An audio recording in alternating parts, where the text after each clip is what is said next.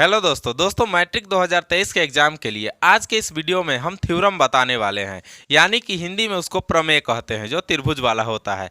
दोस्तों आज के इस वीडियो में हम थेल्स प्रमेय को सिद्ध करके आपको बताएंगे और 100% हम आशा करते हैं और मेरा कॉन्फिडेंस भी है कि ये थ्योरम आपके एग्जाम में जरूर आएगा। चलिए इस वीडियो में हम इस थ्योरम को सॉल्व करके देखते हैं। दोस्तों थेल्स प्रमेय का जो आपका थेल्स प्रमेय किसे कहते हैं, दो तरह से आपका क्वेश्चन पूछा जाएगा। सबसे पहला क्वेश्चन है कि थेल्स प्रमेय को सिद्ध करें, और नहीं तो इस तरह का क्वेश्चन लिख करके दिया हुआ रहेगा कि इसको सिद्ध कीजिए।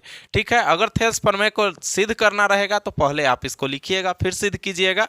तो जो क्वेश्चन होता है उसको हम लोग क्या कहते हैं, उसको हम लोग साधारण प्रतिज्ञा कहते हैं। क्या कहते हैं? उसको साधारण प्रतिज्ञा कहते हैं। तो आपका साधारण प्रतिज्ञा ये है, यदि किसी त्रिभुज की एक भुजा के समांतर एक रेखा खींची जाए तो तीसरी भुजा एक ही अनुपात में विभाजित होती है। बस आपको इसी से बन जाएगा। सबसे पहले ये तो आपका हो गया साधारण प्रतिज्ञा। ठीक है, साधारण प्रतिज्ञा। और साधारण प्रतिज्ञा के बाद में जो होता है, जब हम हल करना शुरू करते हैं, इसी चीज को अब हम बनाना शुरू करेंगे, यानी कि सिद्ध करना शुरू करेंगे। तो इसको हम लोग बोलते हैं विशेष प्रतिज्ञा। क्या बोलते हैं? विशेष प्रतिज्ञा। विशेष प्रतिज्ञा में क्या करना है आपको कि विशेष प्रतिज्ञा लिख करके और सबसे पहले एक त्रिभुज बनाना है। तो थेल्स प्रमेय का त्रिभुज को आपको याद रखना होगा। इस तरह से थोड़ा सा टेढ़ा त्रिभुज इसका बनता है, और आप इस तरह से त्रिभुज बना सकते हैं, बीच से काट देंगे। और यहाँ पर हो गया ए, बी और सी, और जो बीच से कटिंग है इसको डी और ई कहते हैं। ठीक है, विशेष प्रतिज्ञा में जो आप ये त्रिभुज बनाए हैं सिर्फ उसी के बारे में लिखना है कि किस तरह से आप त्रिभुज का निर्माण किए हैं। आपको याद रखना है कि ये थेल्स प्रमेय का त्रिभुज है। अब इससे बनाइए आप क्या कैसे त्रिभुज बनाए हैं, तो लिखेंगे इस तरह से, माना कि ए बी सी एक त्रिभुज है। ठीक है, माना कि ए बी सी एक त्रिभुज है, जिसमें देखिए ए बी सी एक त्रिभुज है, और त्रिभुज के बाद हम डी ई रेखा भी खींचे हैं। तो इसमें लिखेंगे जिसमें बी सी के समांतर समांतर डी ई रेखा खींची गई है, जो ए बी और ए सी को ए बी और ए सी के मध्य बिंदु ए बी और ए सी के मध्य बिंदु पर स्थित है। इस तरह से हम लिख सकते हैं। ये आपका साधारण प्रतिज्ञा हो गया। जैसे आप त्रिभुज बनाए उसी तरह सेम टू सेम लिख दिए। क्या कैसे लिखे हैं? माना कि ए बी सी एक त्रिभुज है, जिसमें बी सी के जैसा, यानी कि बी सी के समांतर एक डी ई रेखा खींचा गया है। तो आखिर डी ई रेखा है कहाँ? तो ए बी और ए सी के मध्य बिंदु पर स्थित है। ठीक है, ये आपका साधारण विशेष प्रतिज्ञा हो गया। विशेष प्रतिज्ञा जब आप लिख देते हैं तो उसके बाद का अगला पॉइंट आता है सिद्ध करना। ठीक है, उसके बाद क्या आता है? सिद्ध। तो जब आप सिद्ध बनाइएगा, इसको इस तरह से स्टार भी बना सकते हैं ताकि पॉइंट पता चल जाए कि इसके बाद ये पॉइंट है। सिद्ध में हमको क्वेश्चन को देखकर ही बताना है कि क्या सिद्ध करना है। क्वेश्चन कह रहा है कि यदि किसी त्रिभुज की एक भुजा के समांतर, इस भुजा के समांतर ये रेखा खींच दिया जाए, तो ये जो तीसरी भुजा है एक ही अनुपात में इसको विभाजित करेगी, यानी कि ऊपर और नीचे एक ही अनुपात में विभाजित करे। इसका मतलब है कि इसको सिद्ध करने के लिए लिखेंगे क्या? हमें सिद्ध करना है कि क्या सिद्ध करना है? ए डी बटा डी बी। क्या सिद्ध करना है? ए डी बटा डी बी बराबर ए ई बटा ई सी। ये आपको सिद्ध करना है। तो ये आपका दूसरा पॉइंट भी क्लियर हो गया। अब तीसरा पॉइंट आता है रचना। जब भी किसी थ्योरम को हम सिद्ध करते हैं तो 4 पॉइंट में वह सिद्ध होता है। रचना के बाद मेन पॉइंट आपका आता है प्रमाण, और आपके मैथ में सबसे बड़ा थ्योरम यहीं पर है, थेल्स प्रमेय। तो देखिए रचना में क्या आपको करना है, जब भी किसी त्रिभुज को सिद्ध किया जाता है तो उस त्रिभुज के अंदर कुछ आपको बनाना पड़ता है, कुछ डिजाइन बनाना पड़ता है ताकि उसको सिद्ध किया जा सके। तो देखिए इस तरह से दो लंबवत रेखा खींचेंगे जिसको लंब कहेंगे, और इस तरह से इसको इससे मिला देंगे और इधर के कोण को इधर के कोण से मिला देंगे। अब जो चीज आप किए हैं उसको लिखना भी है। तो ये सब का तो नाम है लेकिन ये दोनों का नाम नहीं है। तो देखिए इधर n लिखाएगा और इधर m लिखाएगा, यानी पहले n तब m लिखाएगा। यहाँ पर आपने क्या किया कि लिखेंगे कि d से हमने dm बनाया। क्या बनाया? d से dm, तथा आप e से en बनाए हैं तो लिखेंगे e से en। d से dm तथा e से en क्या है? लंब है। तो लिखेंगे क्रमशः, किस पर लंब है? तो लिखना पड़ेगा क्रमशः AB और AC पर लंब है। लिख देंगे AB और AC पर लंब है। ठीक है, क्या किए थे? D से DM बनाए थे, E से EN बनाए थे, AB और AC पर लंब है। तो AB और AC पर लंब है लिख दिए। उसके बाद इस त्रिभुज के नीचे आधा में हम क्या किए थे? B को E से मिलाए थे और C को D से मिला दिए थे। तो लिखेंगे तथा B को E से तथा C को D से मिलाया। दोस्तों ये वीडियो थोड़ा सा लंबा होगा, इसको देखिएगा, लेकिन आपका 5 नंबर आपके पॉकेट में रहेगा।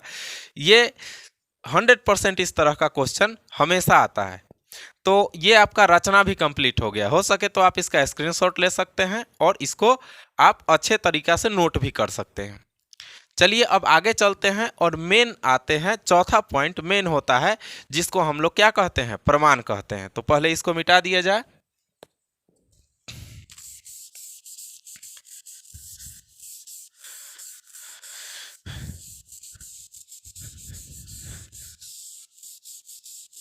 चलिए क्वेश्चन को भी मिटा देते हैं। अब आपको जो चौथा पॉइंट होता है किसी भी त्रिभुज का कोई भी फॉर्मूला को सिद्ध करने के लिए, उसको हम लोग बोलते हैं प्रमाण। क्या बोलते हैं? प्रमाण बोलते हैं। प्रमाण में आप अगर किताब में देखिएगा तो बहुत बड़ा प्रमाण बनाया हुआ है और विद्यार्थियों को वो चीज़ जल्दी से याद नहीं हो पाता है। तो हम उसको शॉर्ट में हम बनाने बताएंगे और आपका 1 नंबर भी नहीं कटेगा एग्जाम में। कैसे? सबसे पहले लिख दीजिए, क्योंकि ये तो बहुत सारा त्रिभुज है, देख रहे हैं यहाँ यहाँ यहाँ यहाँ हर जगह त्रिभुज है, यानी कि त्रिभुज का क्षेत्रफल तो आपको निकालना ही पड़ेगा। तो लिखेंगे त्रिभुज का क्षेत्रफल बराबर 1/2 गुने आधार गुने ऊंचाई। ये होता है, सब कोई जानते हैं। ये आप फर्स्ट में ही लिख देंगे। इसके बाद से आप जो भी क्वेश्चन को बनाइएगा उसमें बार बार लिखने का जरूरत नहीं है। चलिए अब हमको क्या करना है, आपको याद रखिए। वैसे याद नहीं रहता है कहाँ का त्रिभुज कौन है।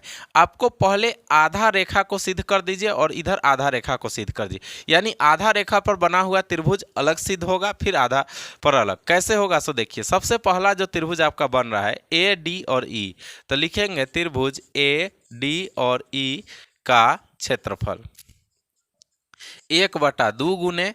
अब यहाँ पर मेन आधार जहाँ पर आपका 90 डिग्री होता है वही आधार होता है। आप लोग जानते होंगे जहाँ पर 90 डिग्री है वही आधार है। यानी कि अगर कोई त्रिभुज इस तरह का बना हुआ है और 90 डिग्री यहाँ पर है तो आधार ये है नीचे वाला। लेकिन अगर कोई त्रिभुज इस तरह से बना हुआ है जिसका आधार ही ऊपर है, जैसे इस तरह से बना हुआ है जिसका आधार ही ऊपर है और यहाँ पर 90 डिग्री बना रहा है, तो आधार आपका ये हो जाएगा। ठीक है, तो आधार ये है तो AD और गुने आपका हो गया AD गुने EN। ठीक है, अगला अब नीचे वाला आधा लकीर पर जो त्रिभुज बना है उसका बनाएंगे। त्रिभुज DBE का क्षेत्रफल। क्या? DBE का क्षेत्रफल। अब इस पर भी वैसे करेंगे। कैसे करेंगे? 1/2 गुने इसका हो जाएगा आपका, ऊपर का बनाए थे तो AD गुने EN और नीचे का बनाइएगा तो DB गुने EN। क्या होगा? DB गुने EN, यानी कि ऊंचाई वही रहेगा, आपका सिर्फ आधार बदलेगा नीचे। ठीक है, इसके बाद आपको क्या करना है सो हम समझा देते हैं, आप उतना बना लीजिएगा। इसके बाद करेंगे, लिखेंगे त्रिभुज ADE का क्षेत्रफल बटा त्रिभुज DBE का क्षेत्रफल, दोनों को बटा में लिख देना है और सेम टू सेम इसको बटा में लिख देना है।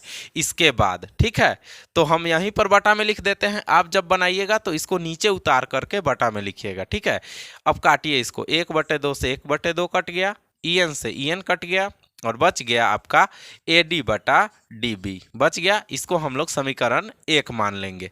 समझ गए, समीकरण 1 बन गया। जिस तरह से आप इधर के रेखा के त्रिभुज का क्षेत्रफल निकाले हैं, उसी तरह इधर के आधार के रेखा जो है उसका त्रिभुज का क्षेत्रफल हमको निकालना है।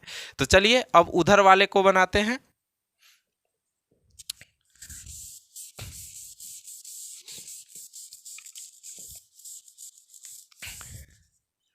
अब उधर वाले को बनाइएगा तो इधर से जो आपका आता है ADE, AED क्या है, त्रिभुज AED का क्षेत्रफल। AED का क्षेत्रफल उसी तरह 1/2 गुने इधर से बनाए थे तो AD था, इधर से बनाएंगे तो क्या होगा AE गुने इधर से जाएगा DM, क्या जाएगा DM बन गया। अब फिर लिखेंगे त्रिभुज नीचे वाला ECD, क्या ECD का क्षेत्रफल बराबर 1/2 गुने EC, क्या होगा EC गुने DM। अब इसी तरह सेम टू सेम जैसे हमने समीकरण 1 निकाला था उसी तरह सेम टू सेम समीकरण 2 निकालना है। कैसे लिखेंगे, त्रिभुज AED का क्षेत्रफल बटा त्रिभुज ECD का क्षेत्रफल, नीचे लिखे और सेम टू सेम बटा में लिख दिए इसको, 1/2 से 1/2 काट दिए, DM से DM काट दिए, बच गया आपका AE बटा EC। ये हो गया समीकरण 2। अब समीकरण 1 निकाले थे जिसमें आया था AD बटा DB, समीकरण 2 में AE बटा EC आ गया। ठीक है, अब तो हमारा दोनों निकल चुका है। अब लास्ट में कुछ भी नहीं लिखना है, जितना आपके बुक में लिखा हुआ वो सब कुछ नहीं लिखना है। लिखेंगे अतः इस प्रकार हम पाते हैं कि BC समानांतर DE, क्योंकि क्षेत्रफल निकालने से हमें पता चल गया कि सब एक दूसरे से सेम टू सेम है और बटा में भी आ गया है, यानी कि जितना इधर का क्षेत्रफल है उतना ही इधर का क्षेत्रफल है। तो हम जानते हैं कि BC के समानांतर DE रेखा है। ठीक है, इसलिए सब लिखेंगे समीकरण 1 और 2 से, समीकरण 1 और 2 से। अब जितना भी आप त्रिभुज का क्षेत्रफल निकाले हैं सबको बराबर में लिखना है, जैसे कि ये दोनों और इसके पहले का जो था वो दोनों एक साथ बराबर में लिखेंगे और बराबर में लिखने के बाद हम लोग लिख देंगे AD बटा DB, AD बटा DB बराबर AE बटा EC। दोस्तों इस वीडियो को आप लोग एक बार और चला करके शुरू से देख लीजिएगा ताकि आपको ये थ्योरम अच्छा तरीका से समझ में आ जाए। एक एक शब्द को सुनने का प्रयास कीजिएगा, क्योंकि जो भी हम बात बोले हैं सिर्फ इसी के बारे में बोले हैं, तो कहीं आपका छूट ना जाए। दोस्तों आशा करते हैं कि ये थेल्स प्रमेय वाला थ्योरम आपको सिद्ध करने आ चुका है। मिलते हैं फिर से नेक्स्ट वीडियो में नए थ्योरम के साथ, नए ट्रिक और टॉपिक्स को लेकर के। तब तक के लिए अपने अभिषेक सर को दीजिए इजाज़त।